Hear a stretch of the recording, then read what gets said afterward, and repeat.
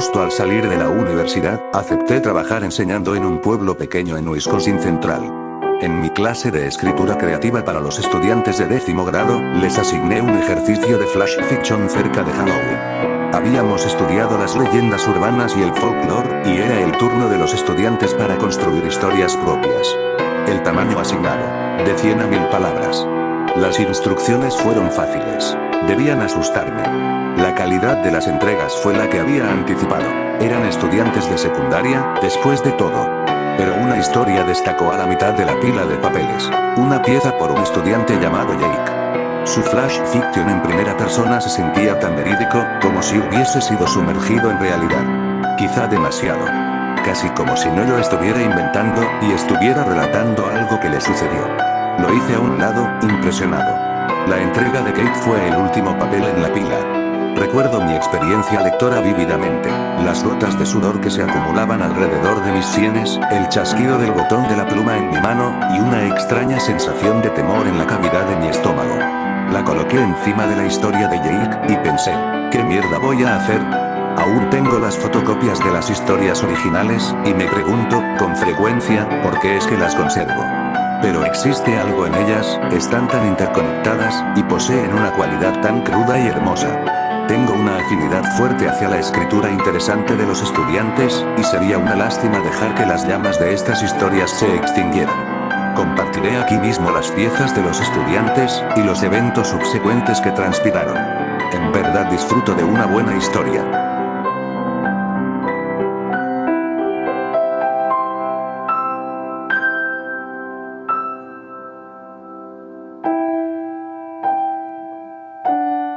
Mis padres pusieron a la abuela Rosie en un asilo cuando comenzó a perder la noción de la realidad, según dijeron. Me pareció cruel. Pero ella se veía contenta. Lo suficientemente contenta, supongo. Recuerdo haberla visitado. Tenía una mecedora de madera vieja que estaba encarando a la ventana. Afuera, no había más que campos planos de verde. El verde acababa desvaneciéndose, y, cuando nevaba, eran alfombras de blanco a lo largo de kilómetros y kilómetros. No estoy seguro de cuál temporada le gustaba más a la abuela Rosie. No hablaba mucho. En su mayoría, escuchaba su radio, y siempre una estación, la 89.1. Pero la 89.1 nunca tenía señal. Siempre estaba en estática. Todo el día, la abuela Rosie escuchaba esta estática, aparentemente esperando a que su vida caducara. Nadie podía llegarle. La visité un día para dejarle una caja de chocolates.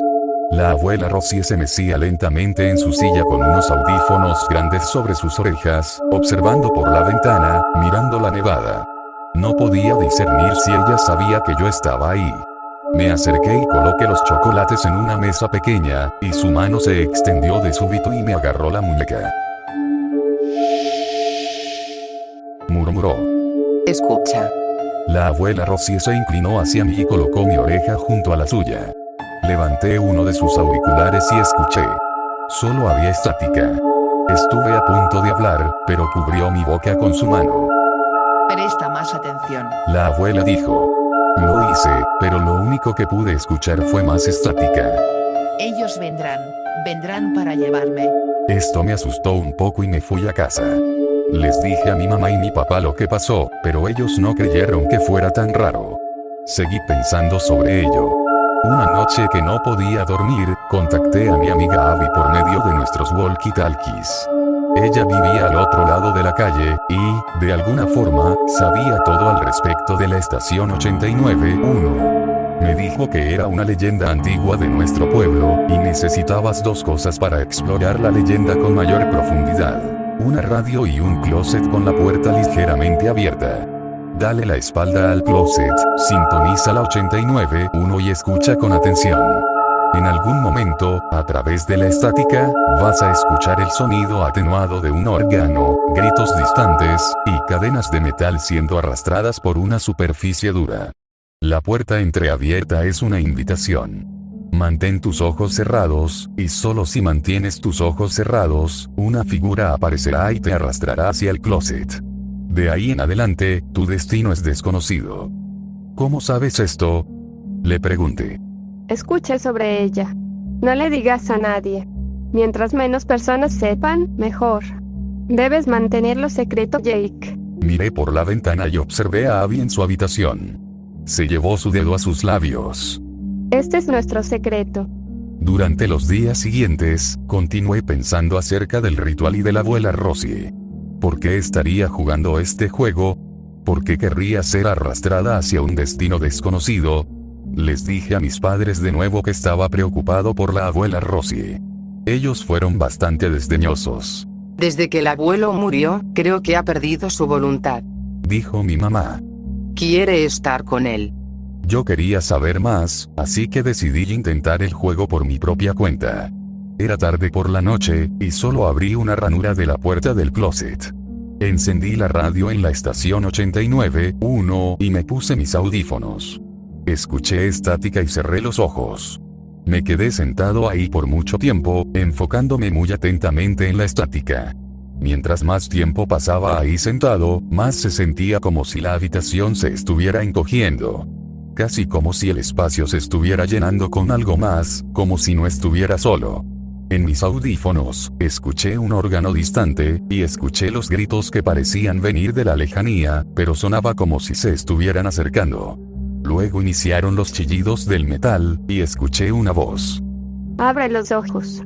Salté de mi cama, bastante espantado. Abby se estaba riendo histéricamente a través del walkie-talkie.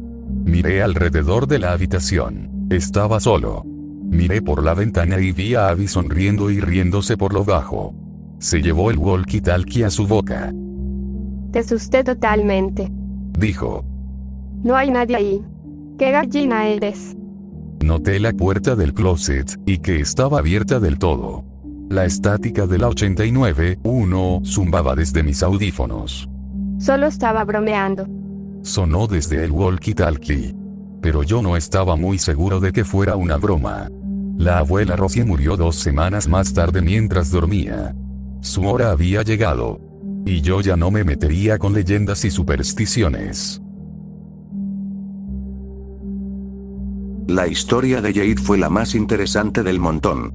Su escritura necesitaba unos ajustes, claro, pero las ideas estaban ahí. Una leyenda misteriosa, caracterizaciones sentimentales y un final ambiguo. En verdad pensé que se había inventado todo el asunto, hasta que leí la entrega de Kate.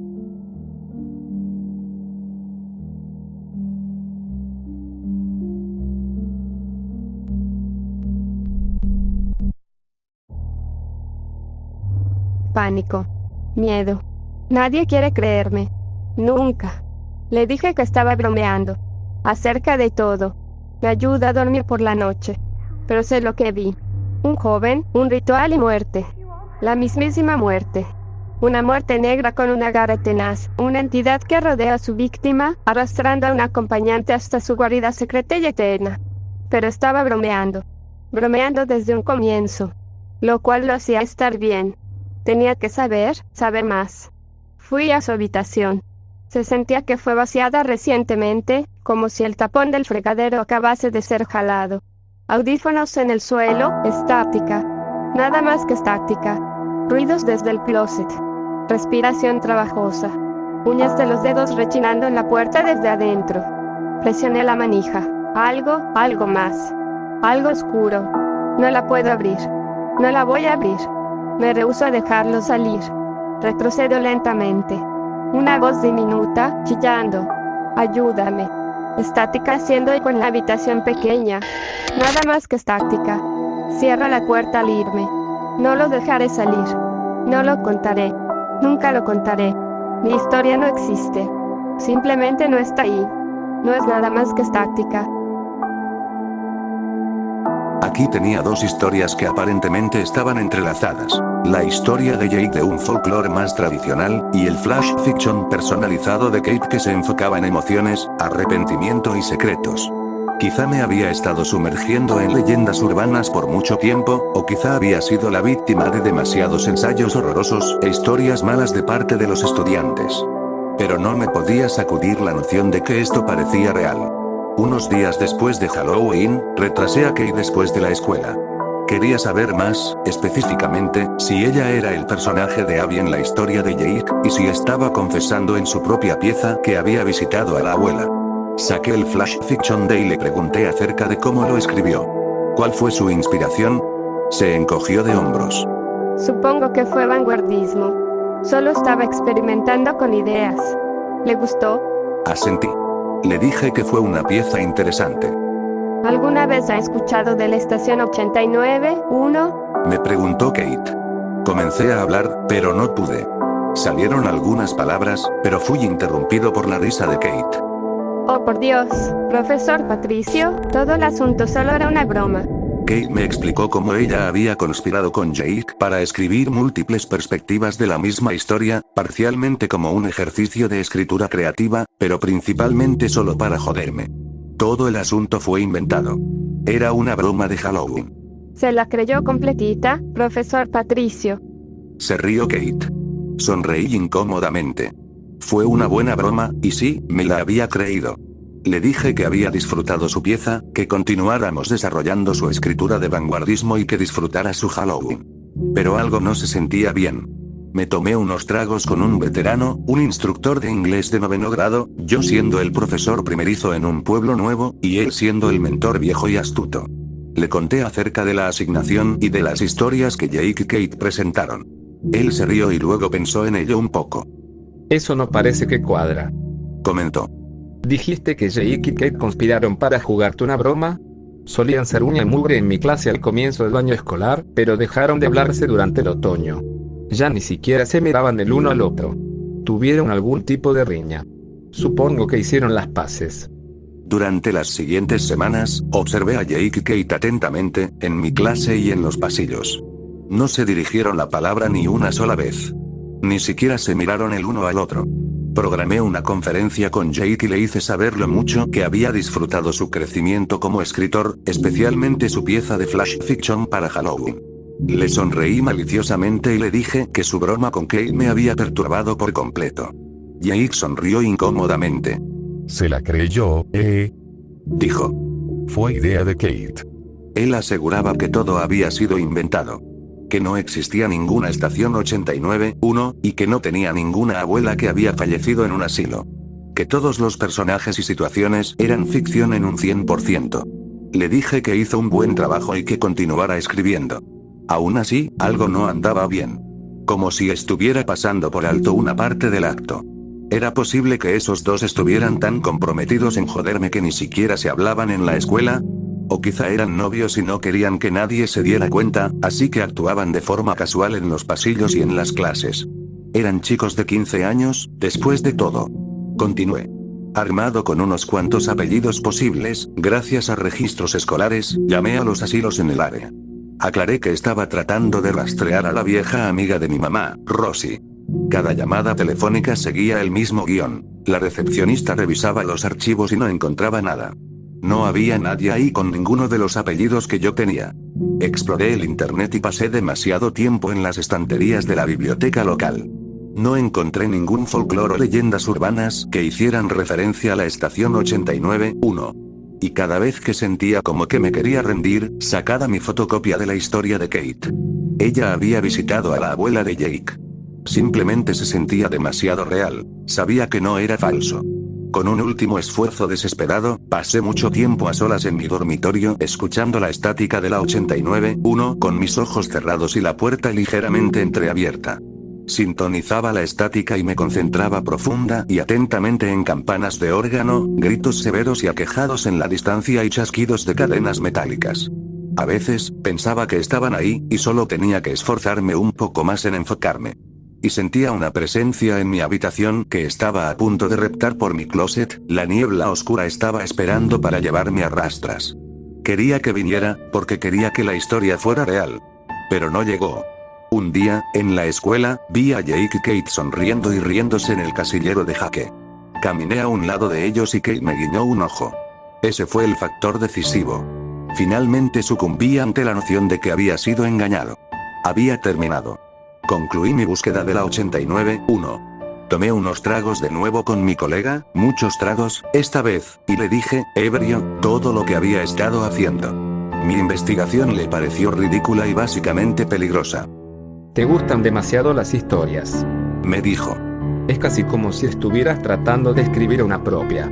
Solo déjalo ir. Saqué las historias fotocopiadas de mi bolsillo trasero y las presioné en el mostrador, manchándolas con salpicaduras de cerveza. Mi colega levantó la historia de Jake y la vio por primera vez. Le dio una ojeada a la página y se detuvo, helado. Saqué las historias fotocopiadas de mi bolsillo trasero y las presioné en el mostrador, manchándolas con salpicaduras de cerveza. Mi colega levantó la historia de Jake y la vio por primera vez. Le dio una ojeada a la página y se detuvo, helado. Espera. Dijo. Nunca me hablaste acerca de Abby. Me encogí de hombros. Le dije que Abby era Kate. Que todo era parte del juego. Me pregunto. Pensó en voz alta para sí mismo. Me lo contó todo. Hace un año, alrededor de 10 meses antes de que me mudara al pueblo, una alumna de 8º grado llamada Abby había desaparecido. Supuestamente, se había desvanecido de la faz de la tierra. Un minuto estaba a solas en su habitación, y al siguiente minuto se había ido. Algunos conjeturaban que había escapado, pero no había ninguna pista. Tampoco había ninguna evidencia de un crimen. No había ningún miembro familiar o vecino sospechoso. Simplemente se había ido. Leí la pieza de Kate de nuevo. Mi corazón dio un vuelco. Todo ese tiempo, había asumido que era acerca de ella visitando a la abuela. Pero quizá estaba equivocado. Quizá los chillidos y súplicas que provenían del closet pertenecían a Abby. Kate nunca especificó a quién estaba visitando o en dónde estaba. Leí la pieza de flash fiction vanguardista una vez más, enfocándome en cada palabra, solo para estar seguro. Y en ese momento, todo cambió. Hablé con los administradores de la escuela, y ellos contactaron a las autoridades. La policía tuvo conversaciones con Jake y Kate. No llegó a nada. No importó que Abby viviera enfrente de la casa de Jake. No importó que tuviéramos palabras en papel. Solo eran historias, dijeron los niños. Solo historias. Ficción total. Jake no tenía ninguna abuela en un asilo, en todo caso. Que se disculpaban si habían asustado a alguien. Eran historias de Halloween, después de todo. E historias bastante ambiguas, encima. Jake incluso se disculpó con lágrimas por haber nombrado a un personaje de ficción con base en una chica desaparecida. No se le había cruzado por la mente. Y ahora yo era el monstruo que había arrastrado a 2 niños inocentes en todo ese lío. El personal docente me excluyó y el pueblo me crucificó. Estaba acabado. Abandoné la profesión de enseñanza poco después de eso. Salí de la escuela sosteniendo mi pequeño cajón de útiles, y Kate me sonrió con superioridad desde la ventana del primer piso con una mirada astuta. No la he visto desde entonces. No me llevé mucho conmigo, pero sí me llevé las fotocopias de las historias. Las saco ocasionalmente para revivir el pasado. Y, a veces, tarde por la noche, me entra un fuego en mi barriga y un deseo ardiente por regresar a ese pequeño pueblo en Wisconsin. Quizá la abuela Rosie era una tía abuela a la que la familia de Jake se refería como abuela, o quizá era una amiga anciana de la familia. Quizá pasé algo por alto acerca de la chica desaparecida, acerca de la 89-1, acerca de las intenciones de Kate. Quizá podría probar el ritual unas veces más, solo para ver qué sucede. O quizá todas son patrañas. Fue hace 10 años. Y probablemente soy el único que piensa que hay un vestigio de verdad en esas historias. Estuve desperdiciando mi tiempo. Pero aún me mantiene despierto por la noche, la fina posibilidad de que todo sea verdad. Y, con frecuencia, la idea de ello es algo que contemplo más que aquello que realmente le sucedió a Abby y a la abuela en la historia. Si es verdad, ¿por qué fue que los niños lo escribieron todo de esa manera? No tengo una respuesta concluyente. Nunca tendré una. Supongo que, al igual que yo, ellos simplemente disfrutaban de una buena historia.